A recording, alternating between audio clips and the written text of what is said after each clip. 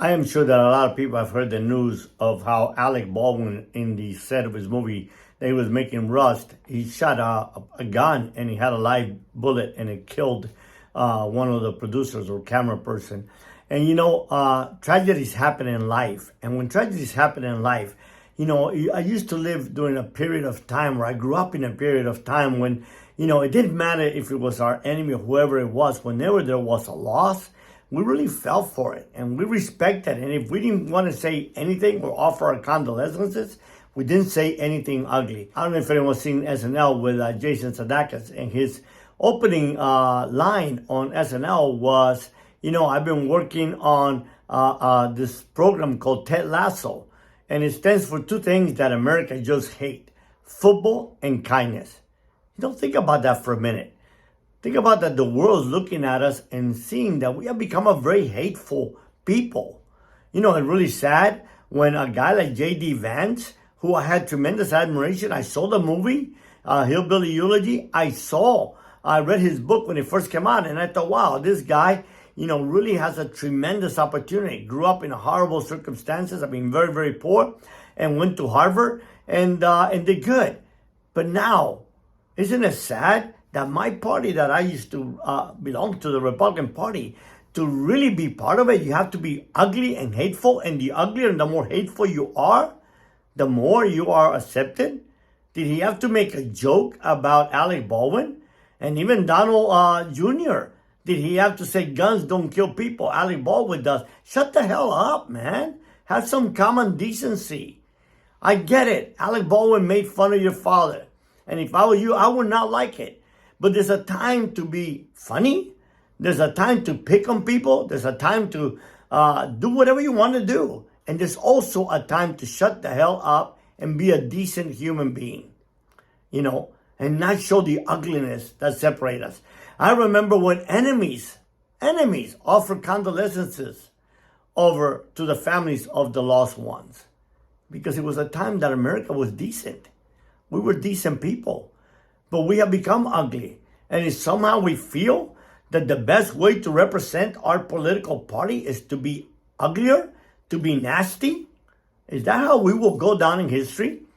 I have a feeling that, in the long run, just if you look at the Bible, light will overcome darkness. It is that simple. Light will always overcome darkness. Beauty will overcome ugliness. And I'm not talking by no means physical. I'm talking about human behavior. There's no reason to laugh. This person that died has a family, has loved ones that are grieving. It's not the time to make a joke. Especially people when you think that people just can't get low enough. Yeah, they will. Just wait. And it's very, very sad to me. Very, very sad, because we should be representing the country that made this nation great. We were kind people. As people would come to this country and try to figure out what the greatness of our nation was, and they would think that it would be in our industry, that it would be in our shipping, that it would be, in companies, the amazing companies that were created. But in the end, what really showed the greatness of America was its people. But no longer are we showing the greatness of America. We're showing the ugliness of America. Because we have a country so divided. But we have a group of people that, look, I've been a conservative all my life. And I believe in conservative values. But do they exist anymore?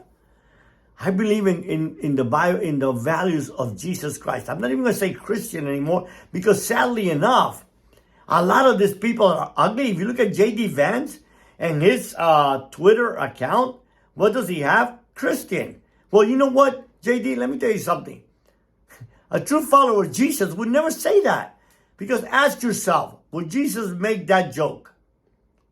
Ask yourself, Donald Jr., you call yourself a Christian, and I know that your behavior is so far away from Christian, because if you weren't, you wouldn't have cheated on your wife and left her with kids. I'm not saying, listen, so many people have a divorce. I get that. I've been divorced twice. And I cheated. But I cheated because I was the scum of the earth. I was a drug lord. I didn't call myself a Christian by no means. The day that I decided to be called a Christian, I thought that I was representing something so much higher. Not a label, It was a way of life. And it was difficult. It's been difficult to live that way of life. But I try to think, is that old saying, what would Jesus do? And when people used to wear little braces that said, WW, what would Jesus JD do? So, ask yourself, will he be this ugly? Will he be this divisive? Would everything that comes out of these people's mouth be ugliness? How about the time that we debated issues that we stood for, things that were good for the American people? That's what politics was all about.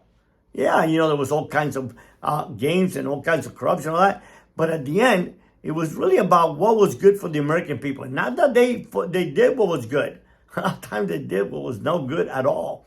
But then at the end, it wasn't about where politics became nothing but who can get the national, who can get down into the gutter the most, who can be the biggest. Is that somehow something that gives you some type of, an approval rating among your followers? At the end of the day, listen, there is a lot of decent human beings in America that won't go for that. And if you're trying to win elections by getting down in the gutter to please one candidate, to please one peer, you know what? I hope that history doesn't judge us that way. I have less years than more, I'm 65, so I don't know how long more I got to go. I hope I have a long life. But my children have a longer life. And I want them to grow up in a country where they don't have to be nasty. When I hear them say something nasty about a political, someone that they don't believe in their politics, don't demean the person. Demean what the person stands for. It's fine. You don't agree in certain rights? Good. You don't agree in certain behaviors? Good. But do not demean and belittle the person who exhibits that behavior. Because that's not what we're all about. In the world that I come from, you do that. If you demean people like that in the world I come from, you would have been dead. And it's really, really, really sad. And it sucks, to be honest with you. Because look, I'm not a lover of Alec Baldwin by no means. I don't even know him. How can I even hate him when I don't even know him? And that's the thing with these people. How do we hate people that we don't even know? Everybody's saying, oh my God, the world's going crazy. The governor of California is putting all this different, gender neutral toys. Just don't buy them. Just don't buy them. Why are you so upset about it? I'm not upset. I don't give a damn. I don't buy toys anyways. When they say Demi Lovato did this, I don't give a damn what she did. I don't give a damn what she said. I don't know her. I'm not going to know her. I'm not going to meet her. It makes no difference in my life. See, I have no control over what people do or say. I do have control over my emotions. I do have control over how I react to those opinions that I have. And I do have control of the persona that I portray in public. So therefore, I don't call myself a Christian. I call myself a follower of Jesus Christ. And I try every day of my life to live up to something that, that he would approve. And if he doesn't exist, and it's all a joke, well, all I did was, guess what? All I did was try to be a decent human being. I try to be a good friend, a good father, a good husband, a good neighbor. That's all I did. Because if I read what he said and what he wrote and what was written about him, it all boils down to two things. Love God and love thy neighbor. Love thy brother. Who is my brother? Everyone created by God. So listen, I have no problem with atheists. I was an atheist. So in fact, a lot of times I respect atheists more than I respect so-called Christians, because atheists don't make a beef about the fact that they are atheists. But Christians behave like atheists and they call themselves a Christian. I'm not saying all, but many. And you know what it does? It gives those that are really believers a bad name. And it makes our youth not want to have anything to do with faith, with Christ, with Christianity. Christianity lost its sense of direction, or evangelicalism did. They became political. Jesus was not political by no means. That was the whole thing. If you look back, the interesting thing was that all his disciples were waiting for this king, this this Davidic king that was going to come and overthrow the Roman Empire, and they were all going to have places of authority. And every time Jesus got a crowd, what he would do, he would start sending them away, and people were confused. I mean, are you crazy? Why are you sending people away when we have a crowd? If we're going to overthrow the Roman, this is the moment. We need to get more people with us. Send them away.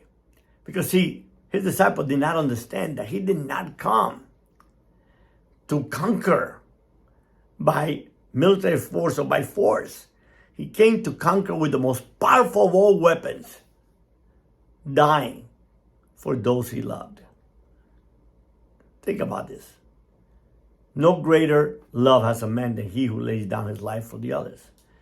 See, Jesus did not come to become a Davidic king. He came to be the messianic king of Isaiah, who was going to usher the kingdom of God by dying. Ain't that something? No wonder Judas, I say Judas was the smartest of them all.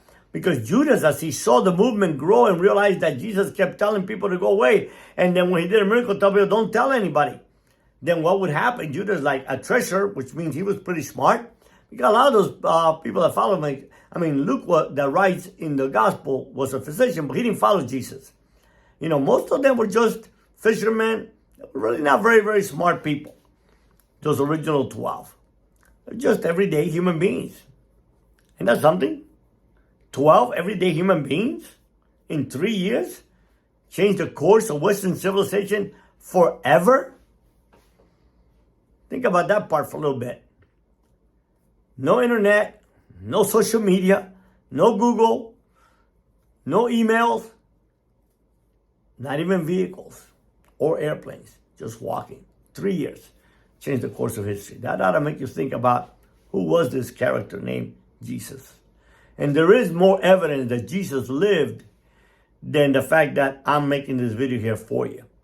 And not from followers, but from, Jewish and historians and scholars that lived during that period.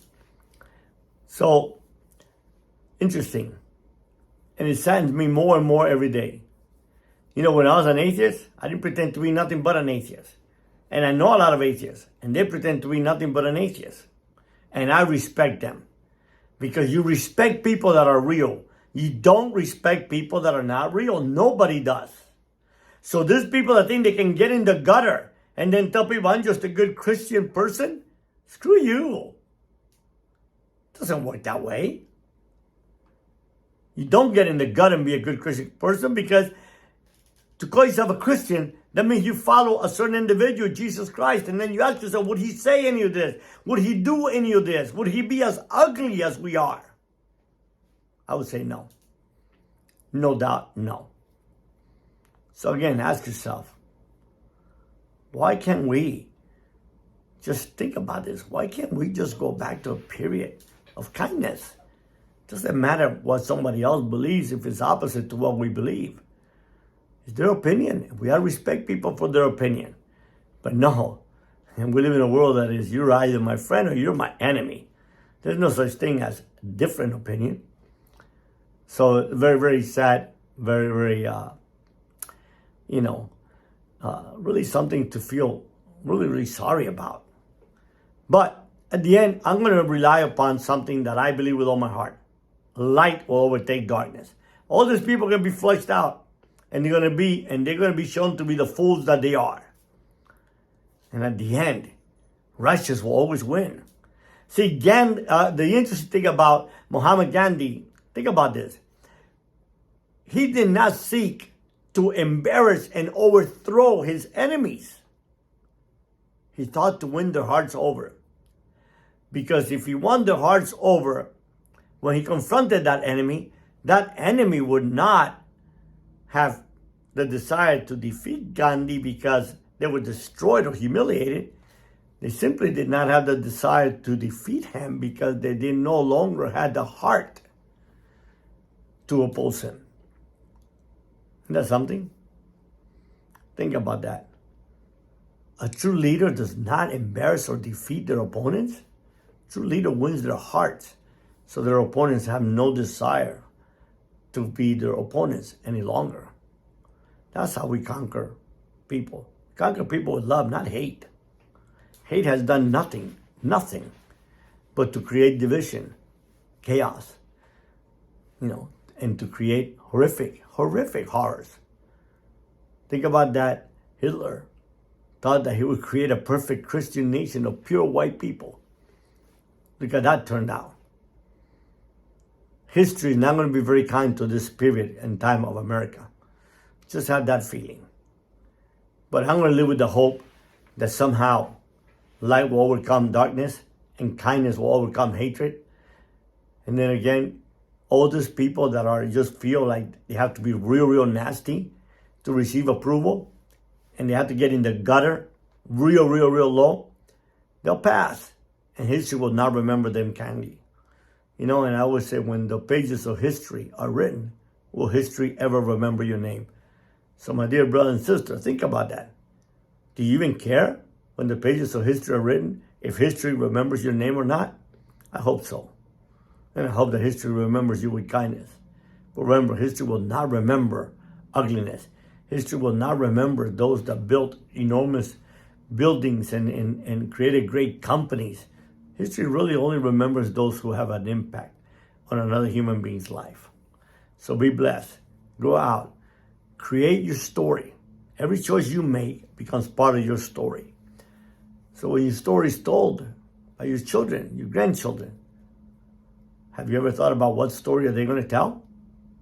I hope it's a good story. Be blessed.